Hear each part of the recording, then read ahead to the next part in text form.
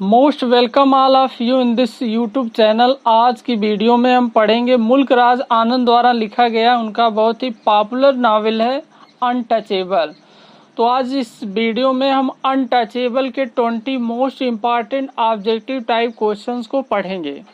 Directly आप screen पर देखिए, फर्स्ट जो क्वेश्चन है उसको हम स्टार्ट कर रहे हैं।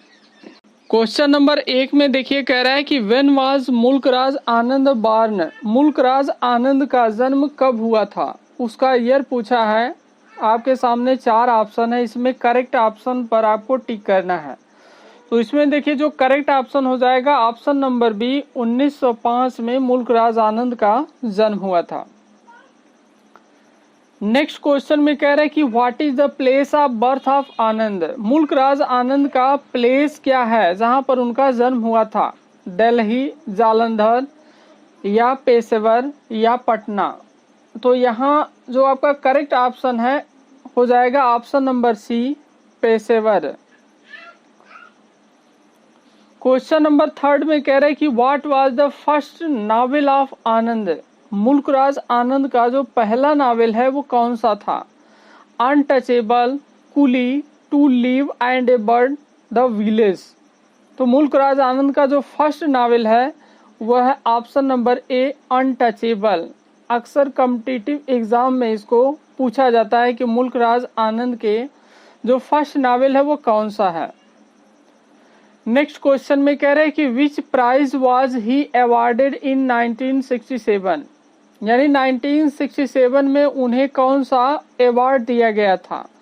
पद्म श्री, पद्म भूषण या भारत शिरोमणि या इंटरनेशनल पीस अवार्ड। तो इसमें आपका करेक्ट ऑप्शन है option number B, Padma Bhushan है जो पुरस्कार था वो उन्हें दिया गया था। नेक्स्ट क्वेश्चन में कह रहा है कि in which year did Anand die. Mulk Raj आनंद की जो डेथ है वो किस ईयर में हुई थी। तो यहाँ देखिए ऑप्शन नंबर सी करेक्ट हो जाएगा, 2004। अगर वहीं कमला दास की पूछे तो जो कमला दास है उनका जो डेथ हुआ था 2009 में हुआ था। क्वेश्चन नंबर 6 में कह रहे हैं कि how many short stories has Anand written. Mulk Raj आनंद ने कितनी शॉर्ट स्टोरीज को लिखा है।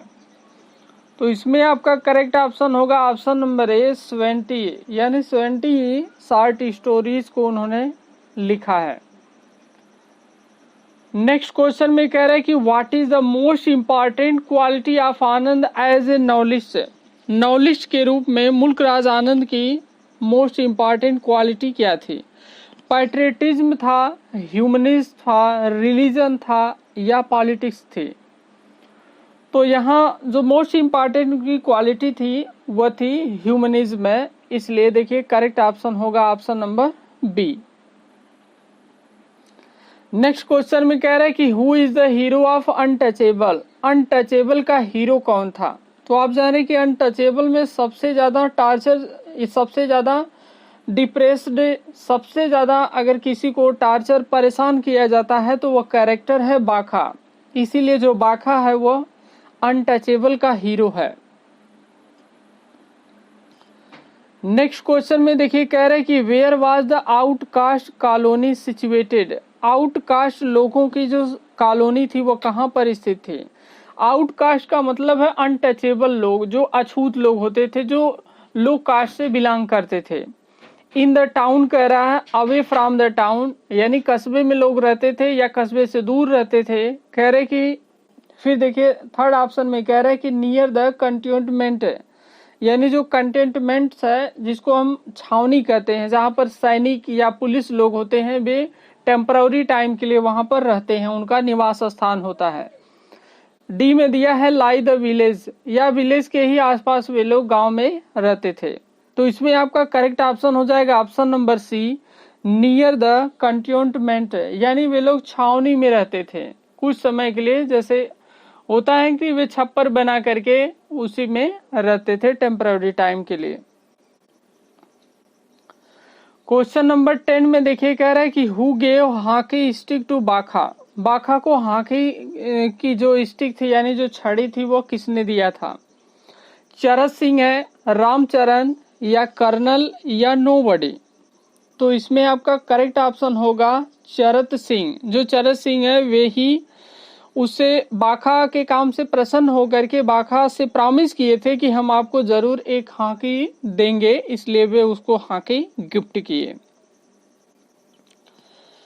हु ऑफन एब्यूज्ड सोहिनी। सोहिनी को प्रायः आप देखेंगे तो पूरे नावल में सोहिनी को बार बार गाली दी जाती है। क्यों? क्योंकि उसे जिलस हमेशा कौन करती हैं? वो कैरेक्टर आपका है, देखिए कह रहा है कि गुलाबो है या बाबूज मदर है, राखा या रामचरण। तो वह गुलाबो है। इसको आप डिटेल जान रहे होंगे कि जब वो सोहिनी जाती है कुएं पर तो वहां पंडित कालीनाथ भी रहता है और वहां पर गुलाबो भी रहती है, अन्य लोग रहते हैं। तो वहां पर भी गुलाबो उसको पानी नहीं भरने देती है और उसको वहां गाली देती है। नेक्स्ट क्वेश्चन में कह रहे कि व्हाट डिजीज डिड चरत सिंह सफर फ्रॉम। चरत सिंह किस बीमारी से वह प्रभावित थे? कौन सी ऐसी बीमारी थी जिससे वह बहुत ही प्रभावित थे? फीवर था, मलेरिया था, पाइल्स था या कॉलरा था? मीनिंग आप समझ रहे होंगे, नॉर्मल है। तो इसमें आपका करेक्ट ऑप्शन हो जाएगा पाइल्स। पाइल्स यानी बवासीर था चरत सिंह को, उससे वह पीड़ित थे। Who was Ramanand. रामानंद कौन थे? ए सोल्डर सैनिक थे एंड आउटकास्ट लोअर कास्ट से बिलोंग करते थे। मनी लेंडर वह साहूकार थे, महाजन थे या स्वीट सेलर। स्वीट मतलब वही जो मिठाइयाँ हैं उसको बेचने वाला विक्रेता। तो इसमें आपका करेक्ट ऑप्शन होगा option number C money lender. Ramanand एक साहूकार थे, महाजन थे। नेक्स्ट क्वेश्चन कह रहे हैं कि हु ट्राई टू मोलस्ट सोहिनी। सोहिनी को तंग करना, सोहिनी के साथ छेड़छाड़ करना, उसके साथ दुर्व्यवहार करना, उसको परेशान करना, तंग करने का काम किसका था? पंडित कालीनाथ, रामचरण, बाबू या चरत सिंह। तो जो पंडित कालीनाथ है वही बार बार सोहिनी को परेशान करता था और वह सोहिनी से कहा था कि सोहिनी अपने पिताजी से जाकर कहे कि अगले दिन से काम पर उसके पिताजी न आकर के सोहिनी आए, और इस तरह से सोहिनी काम करने के लिए उसके घर गई भी थे। हाउ मच डिड बाखा पे फॉर द जिलेबीज। जो जिलेबी है, जिलेबी जब वो बाखा देखा कि जिलेबी बन रही है वहां पर रखी हुई थी दुकान पर, तो उसकी इच्छा हुई, वह जिलेबी को खाना चाहा। तो वह कितने पैसे में खरीदा था, अर्थात कितने आना में? 4 आना, 1 रुपी, 8 आना या नथिंग। तो इसमें आपका करेक्ट ऑप्शन है फर्स्ट वाला 4 आनास। 4 आना दे करके वो कुछ जलेबी को खरीदा था। Why was Bakha not allowed to enter the temple. मंदिर में प्रवेश करने की इजाजत बाखा को क्यों नहीं दी गई? ही वॉज आउटकास्ट, वह लो कास्ट से बिलोंग करता था, अछूत था। ही वॉज एथिस्ट, वह नास्तिक था, गॉड में विश्वास नहीं करता था। ही वॉज नॉट पंडित, वह पंडित नहीं था। ही हैड नॉट वॉश्ड, वह अपने शरीर को पूरी अच्छी तरह से वॉश यानी साफ सफाई नहीं करता था। तो इसमें आपका करेक्ट ऑप्शन हो जाएगा option number A, he was outcast. Ancient times में आप देखेंगे जो अनटचेबल हैं, जो लोग लोअर कास्ट से बिलोंग करते हैं, उनको अक्सर कुछ कुछ जगह को होली मान करके और वहां पर उनका प्रवेश वर्जित किया जाता था और उन्हें नहीं जाने दिया जाता था। यहाँ तक कि जो टेम्पल होता था वहां भी प्रवेश नहीं करने देते थे लोग। तो यही कारण था क्योंकि वो लोअर कास्ट से अनटचेबल था, इसीलिए। Who scored A goal in the hockey match. Hockey match में एक जो गोल था उसको किसने स्कोर किया था?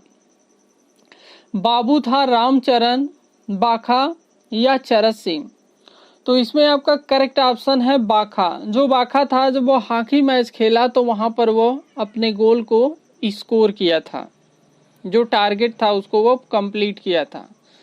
वेयर डज बाखा सी द लार्ज गैदरिंग। बाखा किस स्थान पर देखा कि लोगों की बहुत ज्यादा भीड़ लगी है? टेम्पल, मंदिर में, गोलबाग, प्लेस स्थान है उस गोलबाग में, मार्केट मीन्स बाजार में, या तो कंट्यूनमेंट मीन्स छावनी में। तो वह देखा था, इसमें ऑप्शन जो करेक्ट हो जाएगा गोलबाग, उस स्थान पर देखा था लोगों की बहुत ज्यादा भीड़ इकट्ठा हुई थी। Who was the crowd ready to welcome, जो भीड़ थी वह किसका स्वागत करने के लिए तैयार थी, यानी कौन आ रहा था। गांधी जी आ रहे थे, कर्नल कोई था, हविलदार थे या प्राइस पुजारी। तो आप जाने कि गांधी जी आने वाले थे और उन्हीं के आगमन में बहुत सब लोग प्रसन्न थे, खुश थे। बाका भी प्रसन्न था कि वह जाएगा और सुनेगा, सुना भी कि क्या चीजें वो कहे क्या नहीं। तो जो भीड़ इकट्ठा हुई थी वो उन्हीं का स्वागत करने के लिए इकट्ठा हुए थे। आज का लास्ट क्वेश्चन है, हु वाज इकबाल नाथ सरसर। इकबाल नाथ सरसर यानी जो इकबाल नाथ वो कौन थे।